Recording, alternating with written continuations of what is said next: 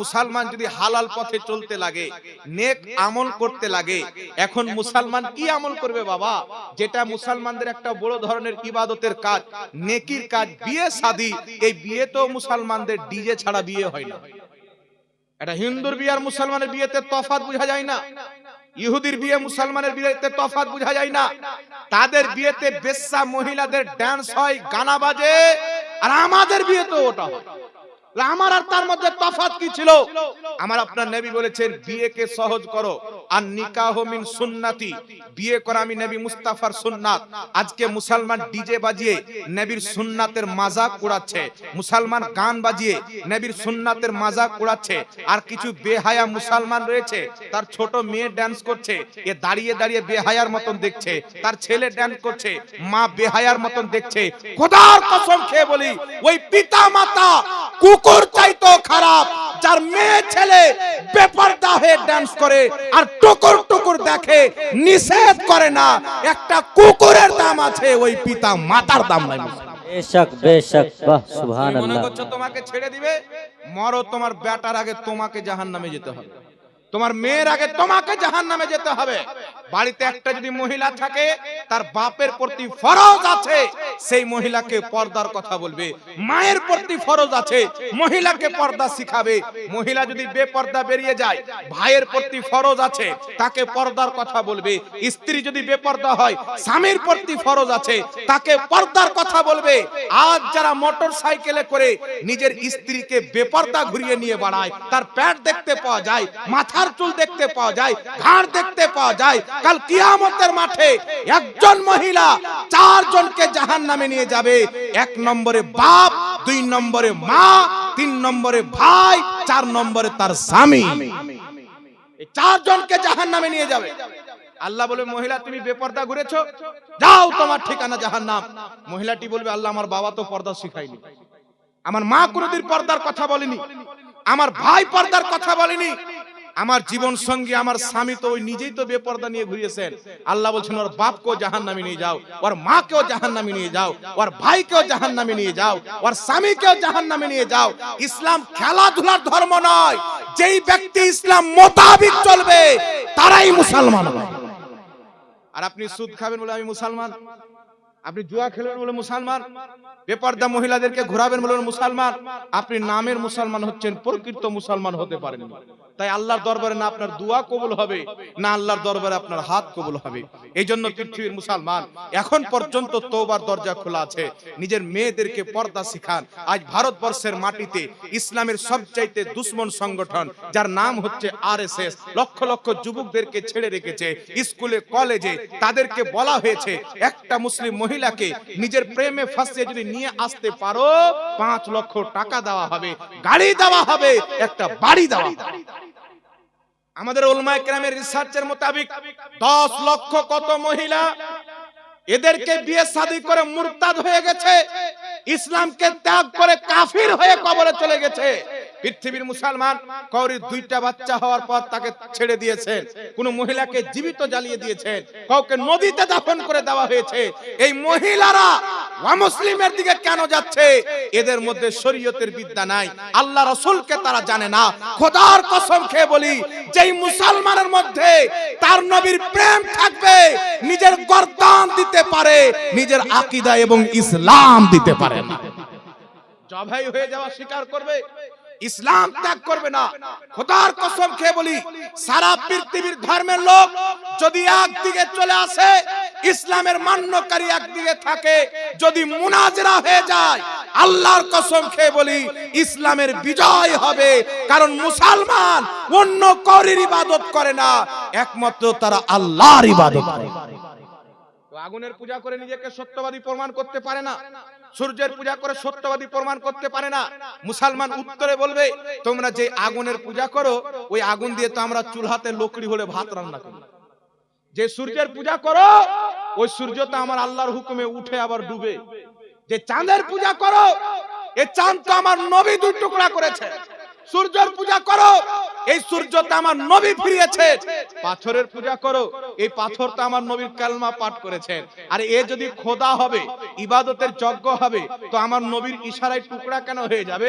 নবীর ইশারায় ফিরে কেন চলে আসবে? নবীর ইশারায় পাথর কালমা পাঠ কেন করবে? তো বুঝা গেল এইগুলো কিছুই খোদা নয়, এইগুলো হচ্ছে খোদার সৃষ্টি। তাই জয় মুসলমানের হবে, আমরা সৃষ্টির ইবাদত করি না, আমরা স্রষ্টার ইবাদত করি। জোরে হবে না সুবহানাল্লাহ? স্রষ্টার ইবাদত করি।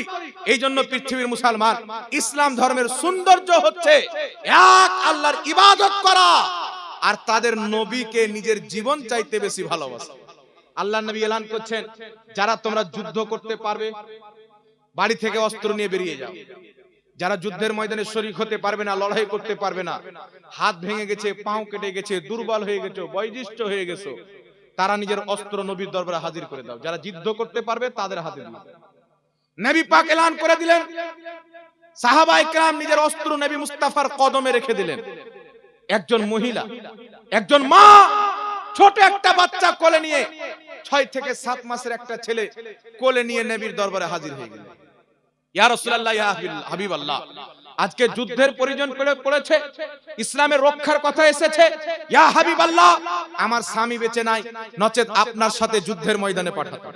আমার বাপ বেঁচে নাই, আমার ভাই বেঁচে নাই, ইয়া রাসূলুল্লাহ, ইয়া হাবিবাল্লাহ, বদরের যুদ্ধে আমার স্বামী আপনার মহব্বতে শহীদ হয়ে গেছে, আমার ভাই শহীদ হয়ে গেছে, আমার কাছে দেওয়ার মতন কিছু নাই, ইয়া রাসূলুল্লাহ, আমার এই ছোট্ট বাচ্চা, আমার স্বামী যখন বদরের যুদ্ধে শহীদ হয়ে যায়, তার বাচ্চা আমার পেটে ছিল, আজকে আমার কোলে আছে, দুধ পান করতেছে, ইয়া রাসূলুল্লাহ, ইয়া হাবিবাল্লাহ, আমার এই 6 মাসের বাচ্চাকে আপনি যুদ্ধের ময়দানে নিয়ে যান, যাতে আমি খোদাকে বলতে পারি তোমার নবীর ডাকে 6 মাসের বাচ্চা কুরবান করে দিয়েছে। আমার নবীর চোখ দিয়ে পানি বেরিয়ে যাচ্ছে। রাসূল পাক বলতেছেন, মা, তোমার এই ছোট বাচ্চা যুদ্ধের ময়দানে কি করবে? সে তো তলোয়ার উঠাতে পারবে না, লড়াই করতে পারবে না। মহিলাটি বলছেন, ইয়া রাসূলুল্লাহ, ইয়া হাবিবাল্লাহ, আমার এই সন্তান যুদ্ধ করতে পারবে না, তলোয়ার চালাতে পারবে না, তবে আমার সন্তানের মধ্যে একটা জিনিস রয়েছে, একটা গুণ রয়েছে, যেটা যুদ্ধের ময়দানে কাজে আসবে। ইয়া রাসূলুল্লাহ, কেউ যদি আমার সন্তানকে একটা চুমুন দিয়ে দেয়, আমার সন্তান তাকে চিপকে ধরে নেয়, আমি মা চাই যুদ্ধের ময়দানে কোন কাফির যখন আপনার দিকে তীরের নিশানা করবে, আপনি আমার সন্তানকে একটা চুমুন দিবে, আপনাকে জড়িয়ে ধরে তীর আমার সন্তান নিজের পিঠে নিয়ে আপনার হিফাজত করবে, আপনার মহব্বতে শহীদ হয়ে যাবে, আমার মায়ের জীবনটা ধন্য হয়ে যাবে। আছে কেউ এরকম রাসূলকে মহব্বত করনেওয়ালা? আজকে মৌলভী সাহেব সেজে মুসলমানের ব্রেনে এখন অনেক রকমের গুমরাহিয়াত ভরা হয়েছে। বিরাদর ইসলাম, যেইগুলো জিনিসে নবী পাকের মহব্বত মানুষের মধ্যে বৃদ্ধি পায়, সেইগুলো জিনিসকে উলামায়ে কেরাম, কিছু মৌলভী বেরিয়েছে, হারাম বলে, নাজায়েজ বলে, জাহান্নামের ভয় দেখিয়ে সমাজের মধ্যে সেটাকে মিটিয়ে দিচ্ছে। মানুষের অন্তর থেকে মুস্তাফার মহব্বত মুছে যাচ্ছে। খোদার কসম খেয়ে বলি, নবীর মহব্বতে যদি ত্রুটি হয়, নামাজ বেকার হবে, রোজা বেকার হবে, হজ বেকার হবে, যাকাত বেকার হবে। আল্লাহ পাক আদম আলাইহিস সালামকে সাজদা না করার কারণে ইবলিসকে তাড়িয়ে দেওয়ার পর এলান করে দিয়েছে, जो नबी का नहीं वो खुदा का नहीं। আপনারা বলেন, ইবলিসকে কেন তাড়ানো হয়েছিল? তার কি নামাজ ছিল না? 90 কোটি বছর ইবাদত ছিল, সাজদা ছিল, তাসবিহ ছিল, তাহলিল ছিল, কিন্তু সেই মানুষ আদমের সম্মান করেনি। বলেন, তার নামাজ কবুল, নামাজ বেকার হয়ে গেল। ফারিস্তাদেরকে পড়িয়েছিল, মৌলভী ছিল না? মৌলভী ছিল কি ছিল না বাবা? ফারিস্তাদেরকে পড়াতো, কত বড় মৌলভী ছিল, জোরে বলতে হবে বাবা।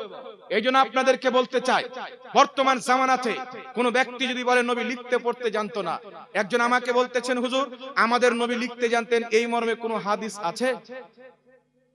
আমার আপনার নবী মুস্তাফা মেরাজ থেকে আসার পর এলান করলেন, আমি রাত মসজিদ আকসার সিয়ার করে মিরাজে গিয়েছিলাম, আল্লাহর সঙ্গে সাক্ষাৎ করে 5 ওয়াক্তের নামাজ নিয়েছি। একটু লক্ষ্য করে বুঝেন বাবা, কয় ওয়াক্তের নামাজ? জোরে বলতে হবে।